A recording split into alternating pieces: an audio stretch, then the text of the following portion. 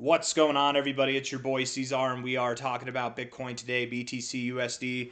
Hit that like button, you guys. Subscribe if you want to see more content like this, and let's get into it, okay? It is the 22nd day of October, and here we are sitting at about $108.3 thousand.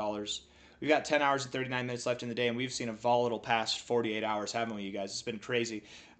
Before we get too far into the analysis, I do want to talk about the 29th. We have the FOMC meeting coming up, and I think I might have misspoke on a couple of videos yesterday where I was saying that every FOMC meeting we've had, we've moved up into. That's actually not true, as I've come to find.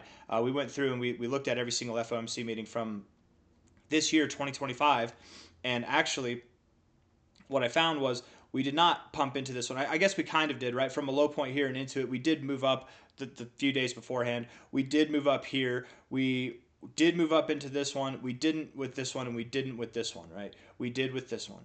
What do the two that we didn't move up into have in common, right? We were here at a low point, moved all the way up. Here's the high point of our move. We were at a high point overall, right? So when we were at these high points overall, we saw no growth into the FOMC meeting, but more of a decay afterwards. And typically, we actually do find decay afterwards.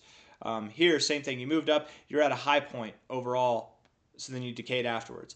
Other than that, here you came from a low point, so you moved up into it. Here, again, you're at a high point, came from a low point up here, moved up into the FOMC meeting, but didn't keep moving up into it, right? And then you moved down afterwards.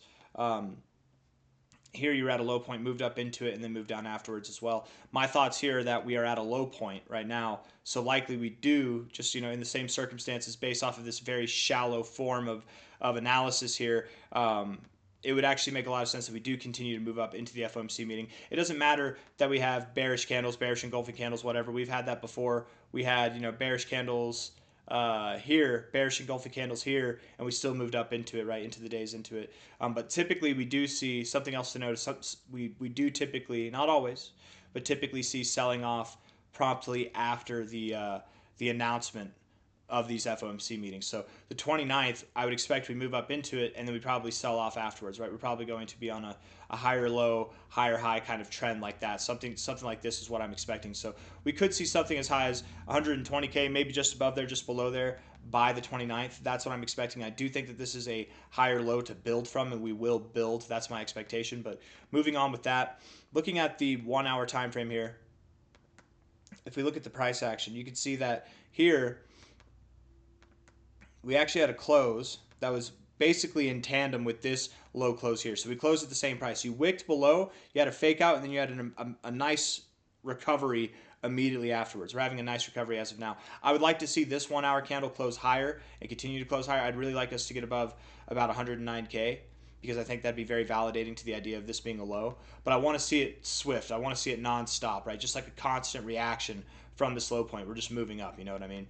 I don't want to see any kind of dilly-dallying or anything like this, and then we move up, because the longer that we hang out here, I think the greater the chances are that we do move lower. Looking at the 1 hour RSI, we do have this flat close here. It's like a double bottom, but we have higher lows in the RSI. That is, I would say, a form of bullish divergence. Stochastics are suggestive that we have more to go over the coming hours, so that's nice to see. And the MACD here does have a bit of a double bottom on the oscillators as well. So you've got bullish things going for you on all these indicators on the 1 hour time frame. Just do bullish things with them. Continue to go, okay? 4 hour time frame here. Looking at the stochastics, we are oversold, right? We're in the oversold zone, and typically whenever you're in the oversold zone, that is kind of your relative low points, but you can hang out here for a while and continue to push lower, right? Like here, for example, you got oversold right about here. You're in the oversold zone already, and you did move down lower over the days to come, right? Over the next couple of days, actually. So just something to keep in mind. While we are oversold, and that's nice because it typically is the point at which we turn around, we could go lower. However, again, just to contest that, I think that we are at a low point here. And in fact, if we're looking at this from a low to a high, measuring with our Fibonacci retracement tool, you can see that we are directly in. We prodded the golden ratio zone directly, and we found support on it. This is why I think the next 2 hours, 34 minutes in this 4 hour candle, the coming hours, I think they're very important, because we want to find significant support off of this, right? We want that to be significant, because if it is, we likely will continue going higher. We will see prices that are above yesterday's price action. If not by the end of today, then perhaps by the end of tomorrow. That's kind of the goal here. So just keep moving up. Do it promptly. We want this to happen right away. Looking at the MACD, MACD's kind of weird. I mean, I guess you're at an area to find support. You did cross red, but I'm not really worried about that at all. Yeah, I mean, you're kind of neutral moving sideways. It might not be the most well respected, but I would say that I'm bullish on the MACD overall. We're at as long as we move up right now. We can't, if we move down, if the rest of this day we have 4-hour candles that close red, that MACD will look bad, the RSI will start to look bad, and the stochastics just validate that we're probably going to go lower than this low here, even below 103K. So let's not do that. Let's continue to move up by the end of the day. Okay, and that's the perspective that I'm taking on, at least. Daily time frame here. Nice wick to the downside. Most of this candle body on the daily time frame is a wick to the downside, so that's positive there. Looking at the daily RSI, we have a bounce right at the same zone that we've been bouncing from. We don't want, and yesterday, the detriment to yesterday is that it closed red. We had a little pivot here. That doesn't mean that we can't keep growing, but we typically just, we want to avoid these pivots. We want to just keep growing. We want to get away from this area. You don't want to find resistance here or turbulence here and then come back down, because if we do get oversold, if we do get lower lows, something like that, that could really cause some havoc for Bitcoin and for crypto. So we want to hold green days. We want green candle closes between now and I'd really say, I mean, as many as we can in a row. We want to get this RSI away from this zone overall. So move up higher. Right, the stochastics are bouncing right off the oversold zone. This is a positive look, at least in my opinion, so I would assume that we do continue to grow here as well.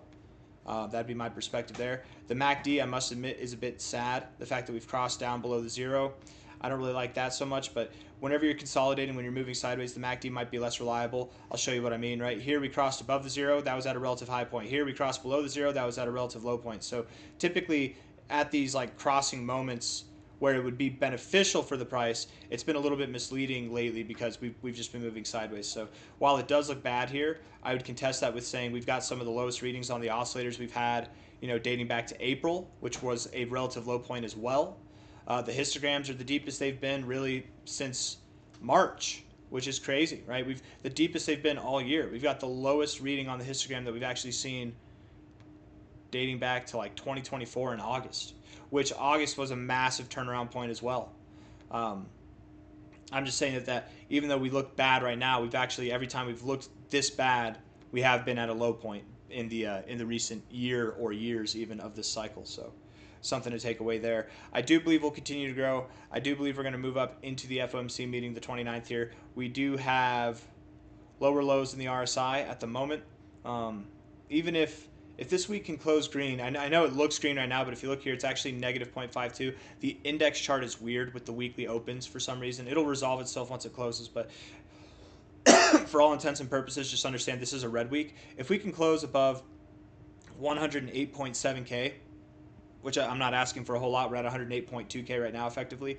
If we can do that, then we do have hidden bullish divergence on the weekly RSI. If we can't do that, we turn this into bearish convergence, where we have lower lows with lower lows in the RSI. Whereas if we close above 108.7K, we will effectively have higher lows with lower lows in the RSI, higher lows in the price with lower lows in the RSI. That is hidden bullish divergence, and where we are here is actually a really good area to bounce. We typically do find support here below the 50, right? It is possible that we could go a little bit lower. Of course, this is a lot more shallow of a retracement, but we didn't really get overbought this last time, right? Where here we got overbought, here we got overbought. We had more of a reason to reject each of these times. We don't really have it so much here, and we're definitely struggling making our way down here. So we're looking for hidden bullish divergence. To get that, we need this week to close above 108.7K. We have 4 days and 11 hours left to do it. I think that we will get that in there, right? We've seen this MACD be red now for quite some time. The hopes, the optimism that I had that this would be a short-lived experience. It wouldn't be the same experience that we've had every other time this cycle. It was wrong. It was not the right way to go about it. The MACD has spoken, and we should heed that the next time that it crosses red on the weekly time frame. Definitely heed that. Hold on, I gotta cough really loud here. There we go. Okay. 108.1K. Can you guys still hear me? Good. Okay. Yep. We've also got this very nice, very well shapen megaphone pattern here. We've talked about this a few times, right? And megaphones, Not always, but typically from what I've seen, you know, I've been doing technical analysis for 10 years, so I've picked up some tricks along the way. Typically, they have 5 touch points: 1, 2, 3, 4, and maybe I shouldn't say touch points, but 5 kind of movements, right? And you know, from the beginning here, 1, 2, 3, 4, 5 movements. What you look for on this fifth leg is one of two things, right? Either a partial decline like this, where you're reaching for this trend line, but you just can't quite get there. That's a bullish thing. That means that whenever you turn up here, you're going to break through. Likely, you're just going to smash that and break through.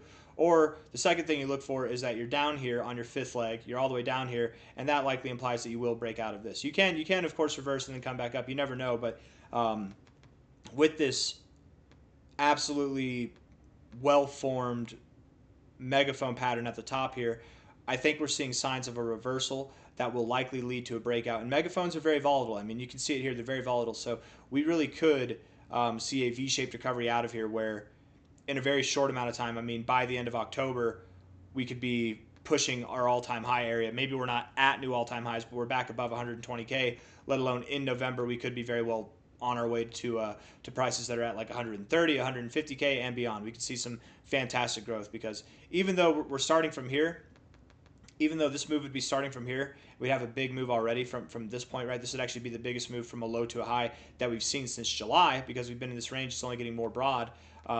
The move would really only just be getting started as we break out of this range here. We'd likely actually push on to 150K very fast. I think that we're going to see one of the largest, fastest expansions in Bitcoin's bull cycle.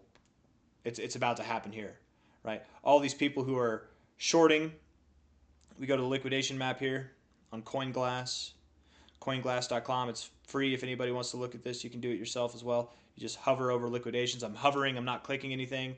And then you scroll down and you click on liquidation map. And then it loads very slowly. Unless you have good internet. My internet's bad. I live out in the country. 1 day time frame here. A lot of shorts piled on. Definitely a massive amount of shorts. 4 billion in 24 hours. That's a lot for sure. We look at the 30-day time frame. 18 billion in shorts.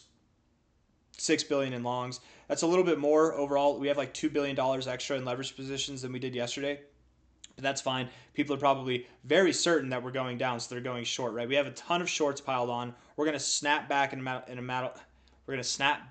matter of no time at all. And again, the goal here is that over the coming hours, we don't do this. We're not getting tied up. We want the coming hours to close green. So if I'm wrong and we are going lower, then just close some hours below about like 107.5K. If we get some hourly closes below there, we likely do go lower.